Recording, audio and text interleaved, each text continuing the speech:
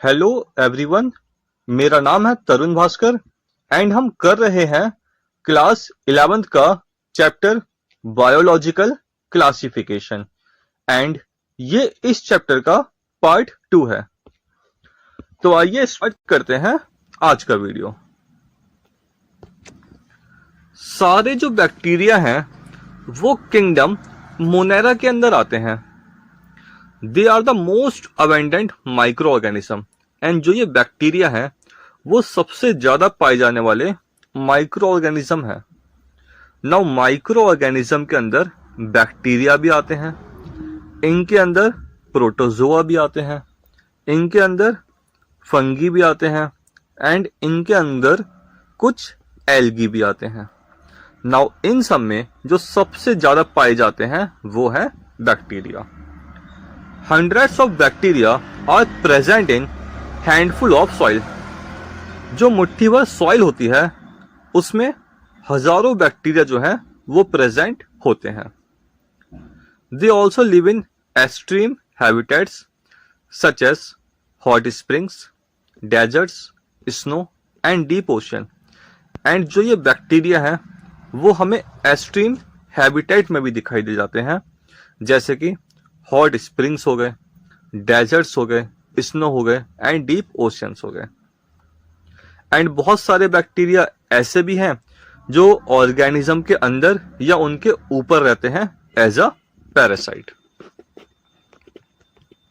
Now bacteria की shape के according हम इनको 4 टाइप में डिवाइड कर सकते हैं।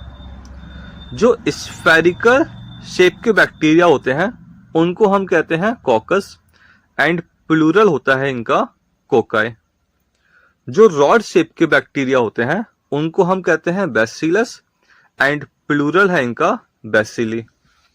जो कॉमा शेप के बैक्टीरिया होते हैं इनको हम कहते हैं विवरियम या फिर विवरियो, विवरियो प्लूरल में कहते हैं।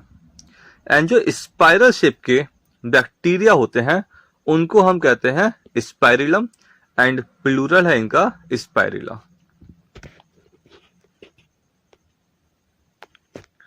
Bacteria structure is very simple but they are complex in behaviour and show most extensive metabolic diversity. देखो बैक्टीरिया क्या है, प्रोकैरियोट्स हैं, तो इनका जो स्ट्रक्चर है वो तो सिंपल होता है, मगर इनमें हमें मेटाबॉलिक डाइवर्सिटी सबसे ज्यादा देखने को मिलती है। जैसे कि ये ऑटोट्रॉफ्स भी हो सकते हैं एंड ये हेटेरोट्रॉफ्स भी हो सकते हैं।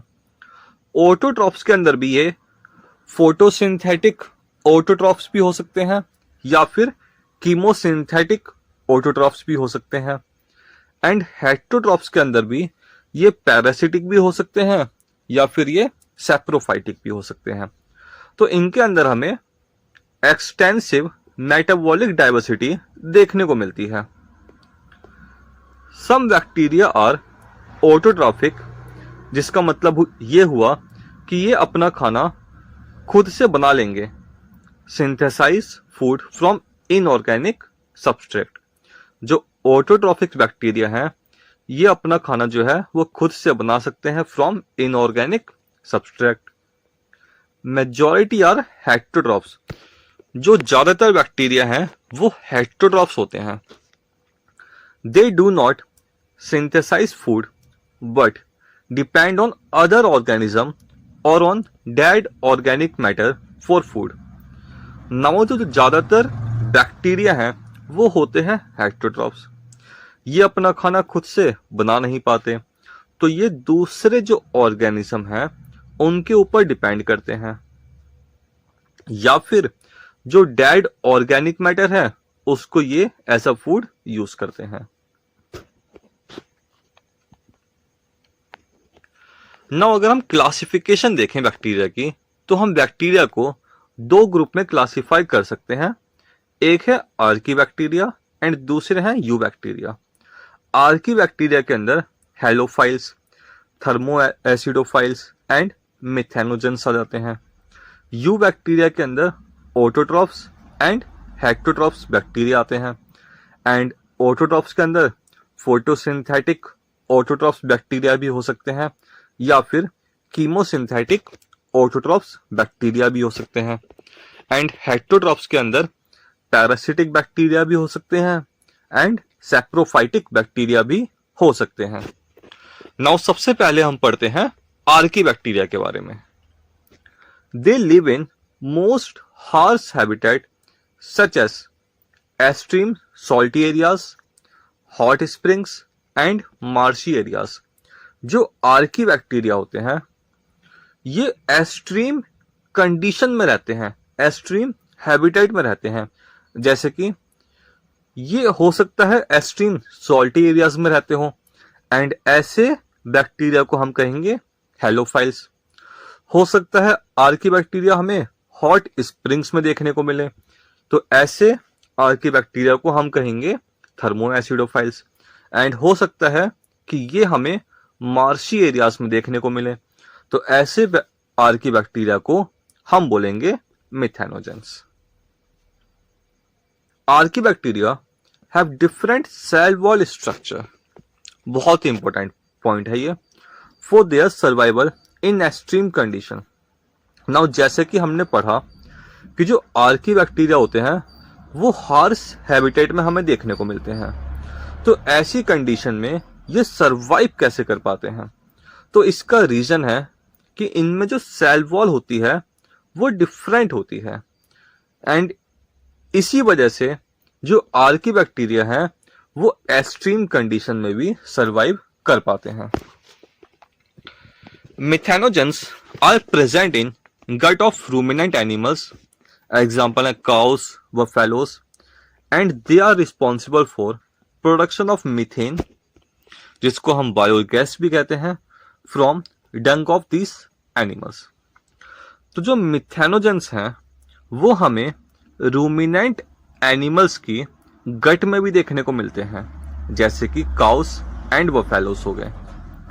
एंड ये जो मिथेनोजेंस होते हैं यही रिस्पॉन्सिबल होते हैं मीथेन या फिर जिसको हम कहते हैं बायोगैस प्रोडक्शन में।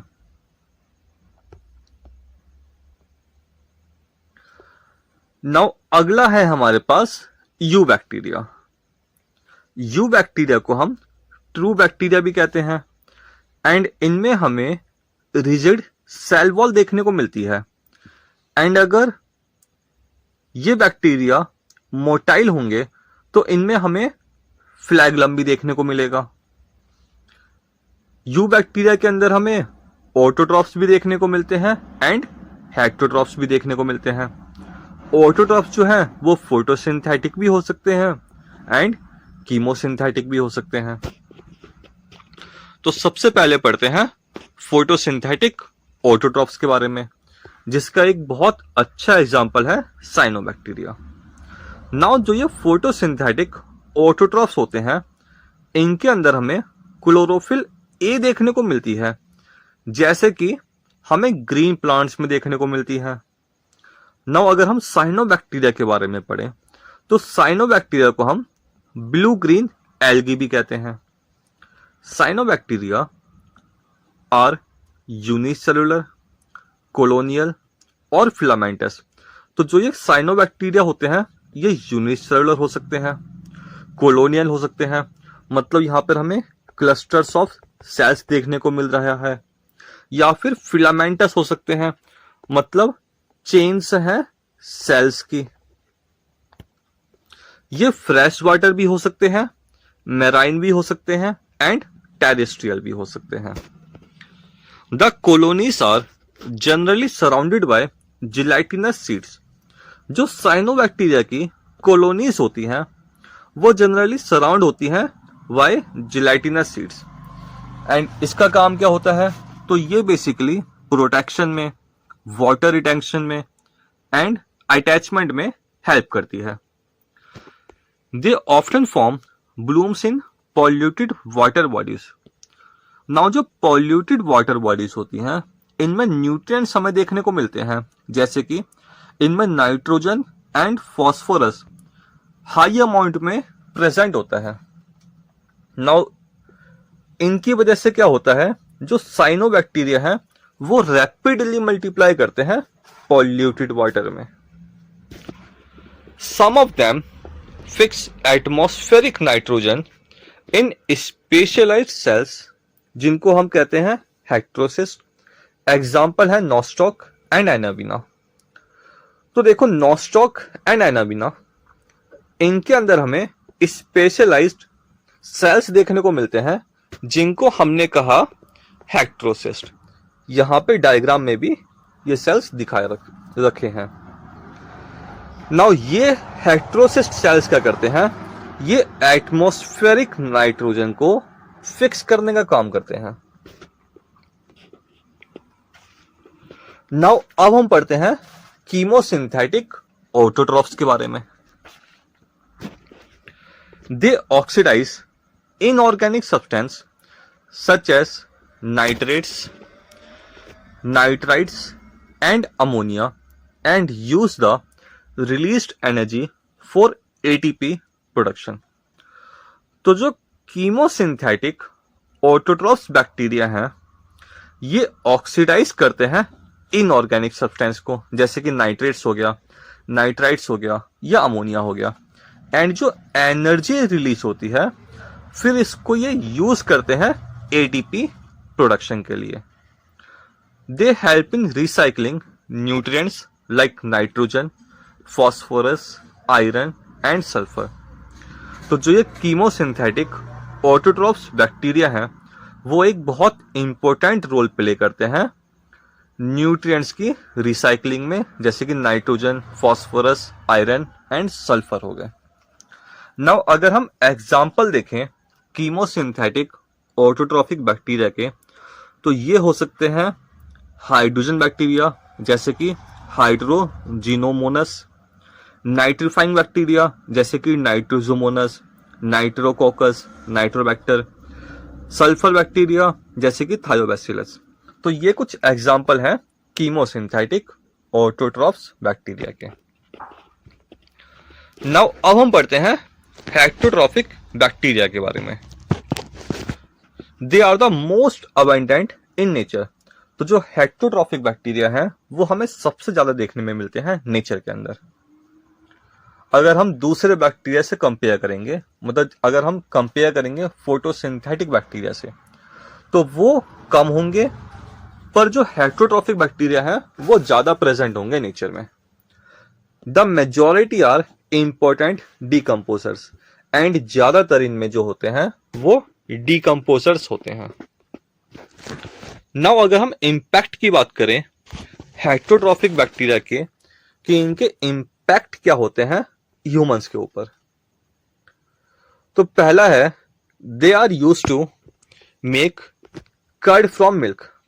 नाउ हम सबको पता है कि जो लैक्टोबैसिलस बैक्टीरिया है ये क्या करता है, ये मिल्क को कर्ड में कन्वर्ट करता है। दूसरा पॉइंट है प्रोडक्शन ऑफ एंटीबायोटिक्स। नाउ कुछ बैक्टीरिया होते हैं, जैसे कि एक बैक्टीरिया है स्ट्रेप्टोमाइसिस, इससे हमें एक एंटीबायोटिक्स मिलती है जो कि है स्ट्रेप्टोमाइसिन। नाउ थर्ड पॉइंट है fixing nitrogen in legumes root.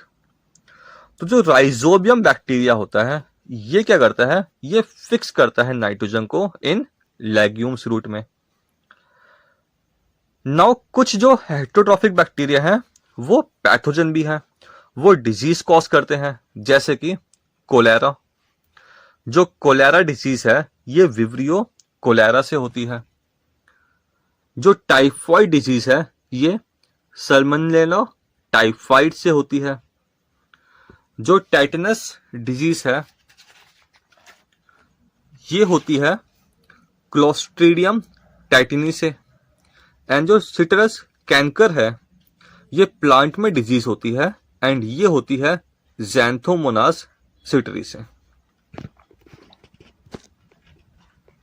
Now अगर हम रिप्रोडक्शन की बात करें कि जो बैक्टीरिया है उसमें रिप्रोडक्शन कैसे होता है, bacteria reproduce mainly by fission. तो बैक्टीरिया में मेनली हमें बाइनरी फिजन देखने को मिलता है, जिसमें एक जो सेल है वो 2 डॉटर सेल में कन्वर्ट हो जाती है।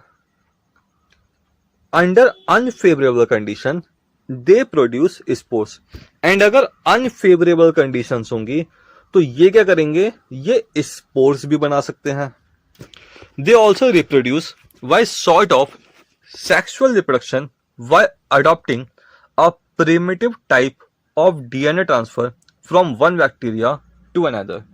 नाउ बहुत इंपॉर्टेंट पॉइंट है ये। देखो, जो बैक्टीरिया है उसमें अगर हम देखें तो जो मेन रिप्रोडक्शन है वो तो हो रहा है फिजन से, ठीक है। एंड अनफेवरेबल कंडीशन में हमें स्पोर्स भी देखने को मिल रहे हैं। मगर बैक्टीरिया में हमें जो है एक प्रिमिटिव टाइप का जो है सेक्सुअल रिप्रोडक्शन भी देखने को मिलता है।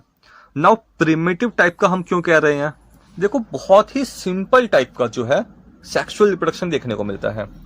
अगर हम सेक्सुअल रिप्रोडक्शन की बात करें तो जब हम सेक्सुअल रिप्रोडक्शन के बारे में सोचते हैं तो हमें नोटिस होता है कि सेक्सुअल रिप्रोडक्शन में गैमीट्स फॉर्म होते हैं, यहां पे गैमीट्स का फ्यूजन होता है।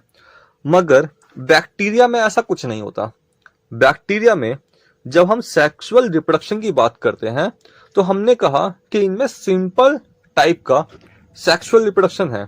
इनमें क्या होता है, जैसे कि 2 बैक्टीरिया हैं तो यहां पे क्या होता है, सिर्फ डीएनए जो है वो एक बैक्टीरिया से दूसरे बैक्टीरिया में ट्रांसफर हो रहा है। ओके, तो क्योंकि जेनेटिक जो है कॉम्बिनेशन हो रहा है तो इसलिए हमने इसे, मतलब जो डीएनए है वो ट्रांसफर हो रहा है तो इसलिए हमने इनको बोल दिया है कि यहाँ पे प्रिमिटिव टाइप का जो है सेक्सुअल रिप्रोडक्शन हमें देखने को मिल रहा है। मगर यहाँ पे कोई गैमीट्स फॉर्म नहीं हो रहे हैं, यहाँ पे कोई गैमीट्स का फ्यूजन नहीं हो रहा है।